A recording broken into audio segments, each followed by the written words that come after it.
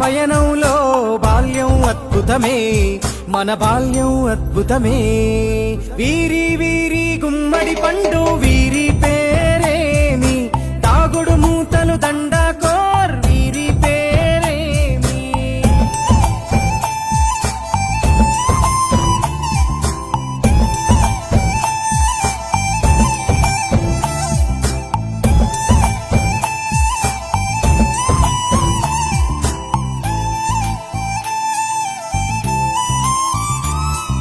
పంటలు పంచి దొంగను ఎంచి రేసాటాడితి మందరమే, రేగడి మట్టిని ముద్దగా చేసి బొమ్మరిల్లే కట్టితిమే.